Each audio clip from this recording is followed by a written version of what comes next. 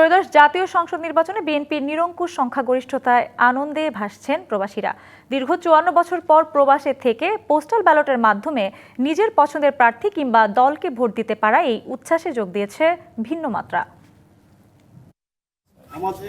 বাংলাদেশের দীর্ঘ প্রতীক্ষার পর জাতীয় সংসদ নির্বাচন ও গণভোট অনুষ্ঠিত হল বৃহস্পতিবার। দেশের প্রায় ৬০% ভোটার এই উৎসবে অংশ নেয়।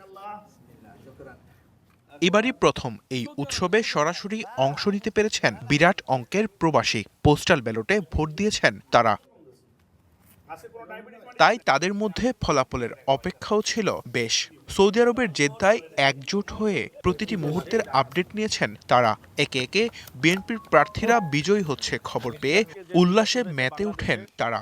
আলহামদুলিল্লাহ, আমরা অনেক খুশি প্রবাসী থেকে, যে প্রবাসের মাটিতে থেকেও আমরা আলহামদুলিল্লাহ এখানে ভোট দিয়েছি। দেশ নায়ক তারেক রহমান আগামী দিনে দেশ পরিচালনা করবে। দেশের মহিলাদের জন্য ফ্যামিলি কার্ডের ব্যবস্থা করবে, কৃষক কার্ডের ব্যবস্থা করবে, প্রবাসীদের জন্য কার্ডের ব্যবস্থা করবে। বাংলাদেশকে পৃথিবীর মানচিত্রে একটি শক্তিশালী দেশ হিসাবে গড়ে তুলবেন। বিএনপি ও অঙ্গ এবং সহযোগী সংগঠনের নেতৃবৃন্দ বলেন, বিএনপির চেয়ারম্যান তারেক রহমানের নেতৃত্বে দেশ সামনের দিকে এগিয়ে যাবে। প্রবাসী বান্ধব নীতিমালার মাধ্যমে প্রাপ্য সম্মান ও অধিকার দেবে বলে বিশ্বাস করেন তারা।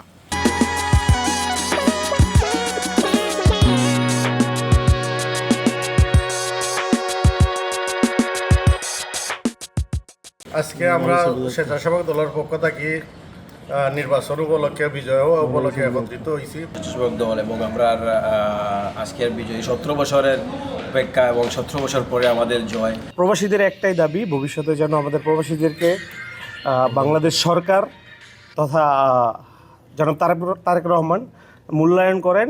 জেদ্দার ভোট উৎসব উদযাপনের একটি আয়োজনে আরও উপস্থিত ছিলেন পশ্চিমাঞ্চল বিএনপির সাবেক সাংগঠনিক সম্পাদক প্রকৌশলী নুরুল আমিন, মক্কা প্রাদেশিক বিএনপির সভাপতি জহির আহমেদ, আব্দুল আজিজ, হানিস সরকার উজ্জ্বল, সেলিম মোল্লা, মনোয়ার খান, মোহাম্মদ শাকিল, দেলোয়ার হোসেন সহ অনেকে। আল্লাহ রাব্বুল আলামিনের কাছে আমরা দরখাস্ত করে আসছিলাম যাতে আমাদের একটা নিরঙ্কুশ বিজয় হয়।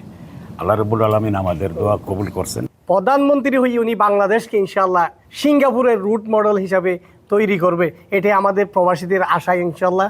তারা বলেন, বাংলাদেশ বিরোধী একটি চক্র চেয়েছিল নির্বাচন কার্যক্রম ব্যাহত করে বাংলাদেশ নামক রাষ্ট্রকে একটি তালেবান রাষ্ট্রে পরিণত করার পায়তারা চালিয়েছিল, কিন্তু বাংলার জনগণ সেই ষড়যন্ত্র নস্যাৎ করে দিয়েছে।